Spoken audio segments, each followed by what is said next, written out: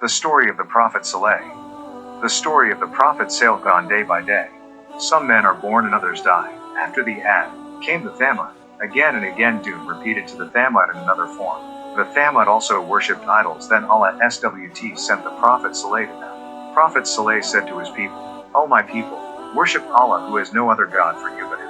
QS. Hud. 61.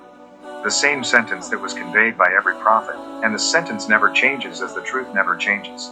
The dignitaries of Nabi Saleh's people were shocked by what he said. He stated that their God had no significant value. He forbade them to worship him and ordered them to worship only Allah SWT. Prophet Saleh's dawah was enough to shake the community. Prophet Saleh was known for his honesty and kindness. His people respected him very much before Allah SWT sent him and gave him the revelation to preach to them. The Prophet Saleh said, O Saleh, actually before this you were one of us that we hoped for. Did you forbid us to worship what our forefathers worshipped? And in fact we are really in disquieting doubts about the religion that you call upon us. Surah Hud. 62. Think about how the disbelievers from the Prophet Saleh's people see. Indeed, we really hope for you because of the breadth of your knowledge, the maturity of your mind, your honesty and kindness. Then we lose hope in you. Will you forbid us to worship what our grandfathers worshipped? What a shame. We did not expect you to reproach our gods whom we found our parents worshiping. Thus the people of Nabi Saleh felt confused before the truth, and they were amazed at their brother Saleh who invited them to worship Allah SWT. Why? Because they do not have the right reasons and thoughts. They only reason that their grandfathers worshipped these gods. Such is the taqlid that causes humans to fall into error. And the Prophet came to remove this blind taqlid. The belief in monotheism is propagated as a dawah to free the mind from all shackles, namely a dawah that liberates the human mind from the shackles of taqlid, superstitions of the past, and the fantasies of established traditions. This is the preaching of monotheism that voices freedom of reason and all other forms of freedom.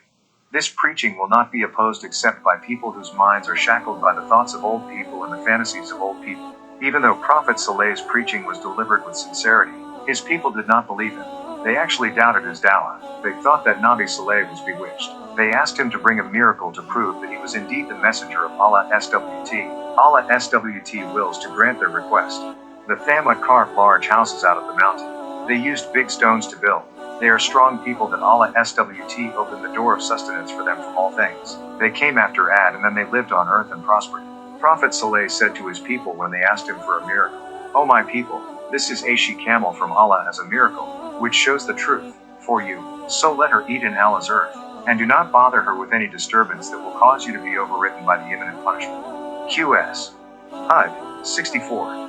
What is meant by the verse in the surah is a miracle. It is narrated that the camel was a miracle because one day the rock of the mountain split open and a camel came out of it, and out behind it was its small child. He was born through an unusual way in the process of birth. It is also narrated that he was a miracle because he drank the water that was in the wells one day, then the other animals did not dare to approach the water on that day. There is another tradition saying that he was a miracle because he produced enough milk for all people to drink on the day he drank all the water so that there was nothing left of it. This camel is a miracle in which Allah SWT describes it as Nakachullah, camel of Allah. That means that the camel is not an ordinary camel, but it is a miracle from Allah SWT. Allah SWT sent orders to Prophet Saleh so that he would forbid his people to harass him or kill him. He ordered them to let him eat on the earth of Allah SWT and not harm him. He warned them that if they tried to bully him they would be subject to torment in the near future. At first the Thamud people were very surprised when they saw camels born from mountain rocks. He is the blessed camel whose milk is sufficient for thousands of men, women, and little children. If the camel is sleeping somewhere, the other animals will get away from him. Obviously he is not an ordinary camel, but he is a sign of the greatness of Allah SWT. The camel lived in the midst of Nabi Saleh's people. Believe those who believe among them, and most of them remain in opposition and disbelief. The hatred for Nabi Saleh turned into hatred for the blessed camel. They began to form a conspiracy against the camel. The disbelievers detested this great miracle and they devised an evil plan to destroy it. As usual, the leaders of his people gathered to make treason. Allah SWT says, and we have sent to the Thamud their brother, Saleh. He said, My people, worship Allah, there is no God for you but Him. Verily clear evidence has come to you from your Lord. This she-camel of Allah be a sign for you. Then let him eat on Allah's earth, and do not disturb him with any disturbance, for which you will be overwritten by a painful punishment. And remember by you when God made you successors, rulers, after people of Ad, and provide a place for you on earth. You build palaces on its flat lands and you carve its mountains to be a house. Then remember the favors of Allah and do not run rampant on earth by making damage. Leaders who are arrogant among their people say to those who are considered weak who have faith among them, "Did you know that Saleh was sent to be an apostle by his Lord?" They replied, "Indeed we believe in the revelation that Saleh was sent to deliver." Those who are arrogant say, "Surely we are people who do not believe in what you believe in." QS. Al-Abaf, 73-76. Prophet Saleh called his people with great affection and love. He invited them to only worship Allah SWT and reminded them that Allah SWT had performed a miracle for them, namely camels. The miracle is proof of the truth of his preaching. He begged them to let the camels eat from the produce of the earth, and every earth is Allah's earth. He also reminded them not to disturb him because he feared that doing so would bring doom to them. He even reminded them of the blessings of Allah SWT that descended upon them. How did he make them the rulers who came after the people of Ad? How did he give them palaces and engraved mountains as well as various pleasures and powers? That was what Prophet Saleh did, but his people actually answered him with strange answers. They did not heed the advice of their prophet. They met people who believed in Prophet Saleh. They asked questions with the aim of humiliating and ridiculing. Do you know that Saleh is someone who was sent from God? This question is not appropriate after they saw the miracle of the camel. As a result, they looked down on Nabi Saleh's followers and mocked him. A small group that believes in Prophet Saleh said, "Indeed we believe in what Prophet Saleh brought." Pay attention to the answers of the believers. This answer is very contrary to the answer of the dignitaries from the Prophet Saleh's people. The dignitaries actually doubted Saleh's prophethood, while the believers confirmed their belief in the truth brought by Prophet Saleh. The truth that was brought by Prophet Saleh was not related to the camel, but related to his dawah and teachings. They say, "We believe in what Prophet Saleh brought," and they do not say, "We believe in his camel." They did not say that it was the camel that determined Saleh's prophethood. Believers pay more attention to the truth of the teachings brought by Prophet Saleh, not to pay attention to this extraordinary miracle. Through this dialogue, we can see the attitude of disbelievers where they actually feel noble by opposing the truth. Those who are arrogant say, "Indeed we are people who do not believe in what you believe in." Such was their humiliation, their pride, and their anger. It feels futile to look for arguments that can satisfy disbelievers when having dialogue with them. They always reject the truth, even though they are free people in choosing that truth. Night began to cover the city of Thamud. Formidable mountains loomed and protected the houses carved into them. The lights were turned on in the palace engraved on the mountain. Drink glasses swirled between them. No one from the community leaders who were not present at this important meeting. The meeting started and a dialogue ensued. One of the Kaffirs said, "How are we going to follow a human, ordinary, among us? In fact, if we are really in a state of misguidance and madness." Surah Al-Qamar, 24. While others replied, "Was the revelation revealed to him among us? In fact he is a very liar and arrogant." OS. Al-Omar, 25. QS.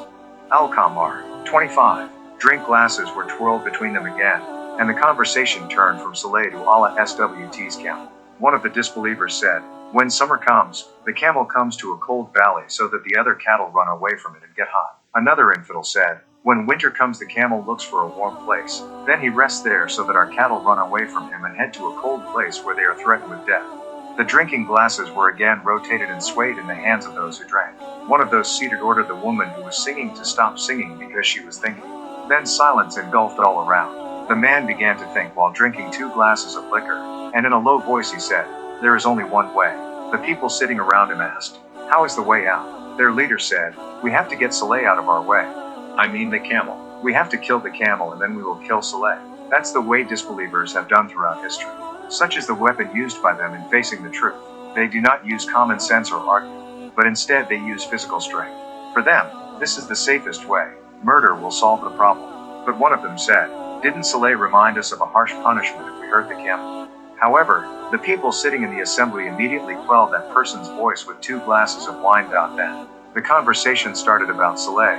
How many times have we been frustrated and disappointed by him? The best way is to kill him. First, we kill his camel, after that we will kill Saleh. But, who on earth dares to kill him? The question created silence between them. After a while, one of them raised his voice, "I know someone who can kill you." Then name after name spun among them until they called a criminal who was always making mischief on earth and he loved to get drunk. He has a group of criminals in the city, and in that city there were 9 men who made mischief on earth, and they did no good. QS. Anomal, 48. They are tools of evil. They are famous criminals of the city. They agreed to commit a crime. Darkness envelops the mountain. Then came a night of tragedy. The blessed camel was sleeping and clutching his little calf to his chest. The little boy felt the cold and warm at his mother's side. The 9 thugs had prepared their weapons, their swords and their spears. They went out into the night, and their leader drank so much liquor that he could hardly see what was in front of him. So they called their friend, and his friend caught the camel and killed him. QS. Al-Qamar, 29. The 9 men attacked the camel. Then he got up and woke up his son in a state of fear. In the end, the camel's blood was shed and his son was killed. Nabi Saleh knew what had happened, so he came out angry to meet his people. He said to them, "Didn't I warn you not to disturb the camel?" They replied, "We have indeed killed him. So bring us torture if you are able. Didn't you say that you are one of God's messengers?" Prophet Saleh said to his people, "Have fun in your homes for 3 days. That's a promise you can't deny." QS. Hud. 65. After that, Prophet Saleh left his people. Then came the promise of Allah SWT to destroy them after 3 days. 3 days of torment passed on the disbelievers and they waited for the doom to come. So on the 4th day the heavens were split open with a loud cry where the cry shattered the mountains and destroyed whatever was in them. Then the earth shook and destroyed everything that was on it. It was one scream that sent Nabi Saleh's people to pieces. Allah SWT says, "Indeed, we will send a she-camel as a trial for them. So wait for their actions, and be patient, and inform them that the water is actually divided between them and the female camel. Each drinking session is attended by the one who has a turn. Collected by those who have animal pens." QS. Al-Qamar. 27-31. They were all crushed before knowing what happened. While those who believe with Prophet Saleh, they have left the place so they are safe.